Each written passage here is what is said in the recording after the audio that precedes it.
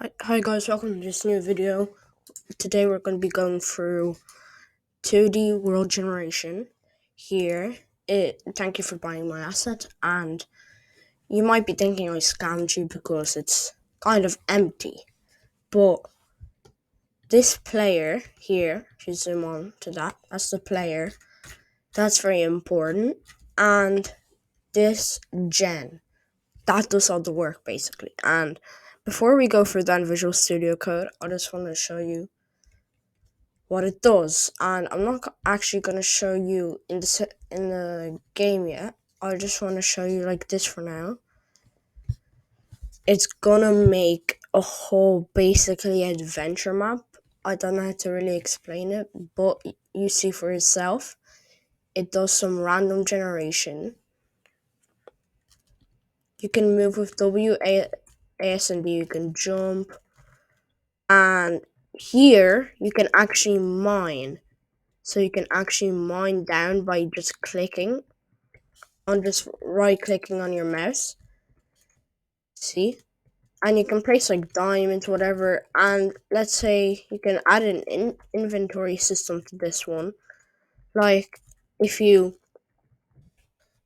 touch it and then you break it, add like wonder or whatever,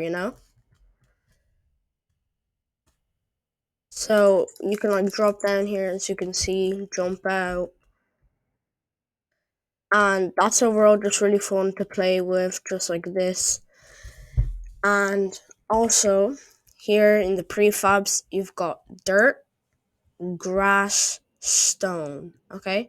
And that's basically all the tiles. This tile is just there, just to show you. I don't know what to show, but yeah. And here's obviously the player. You can see all that is on it. Instead of just having the player stand there, you could just instantiate him at the start of the game or at the loading screen, instantiate them and all of that. Here, you can have the physics, which is to the player, I'm pretty sure yet. The Box Collider 2D. It's a new physics material 2D.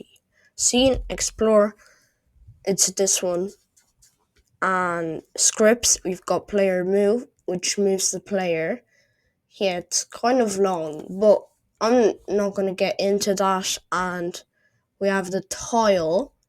That's basically the mining system. That goes on that goes on the dirt, the grass, and the stone, basically. See, like, if touch phase ended, that makes it so you can do it on mobile. The movement doesn't work on mobile, but you can add, like, UI buttons to actually move you. So you can actually change this into like a pocket in Minecraft Pocket Edition, kind of.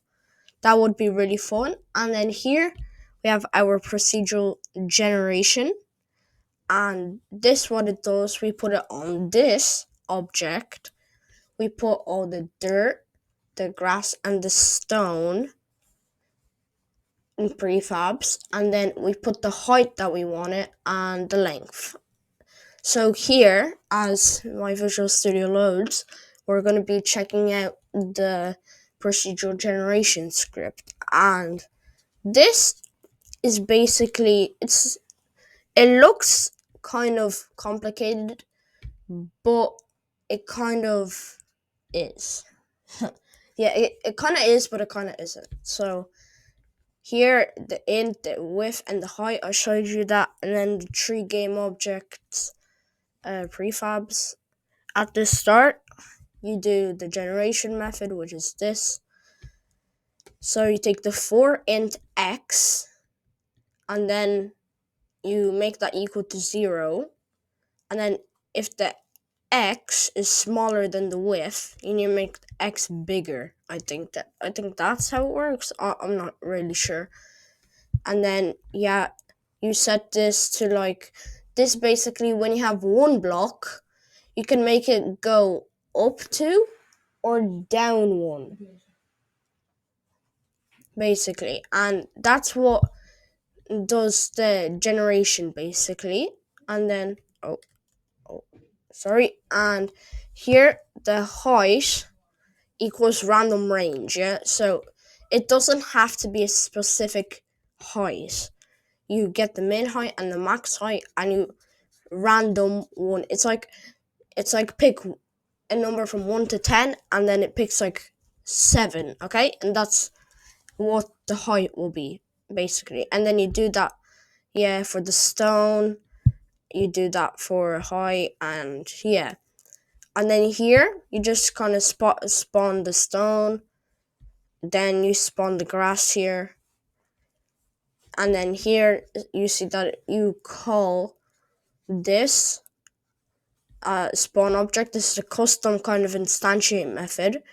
You get the game object and the int and the height, which is good, and then you actually do instantiate in this method. So it's basically a homemade instantiate method. Object equals instantiate object new vector 2 width and height. Cool. I can't really pronounce this, but this the identity, basically that's just like the rotation. It's just nothing. It's at 0, and then object dot transform parent equals this dot transform, basically.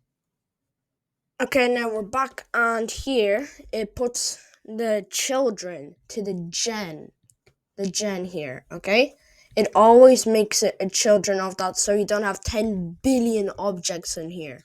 I don't actually mean 10 billion. It's like only like, I think, 100, I think 250, yeah, something like that.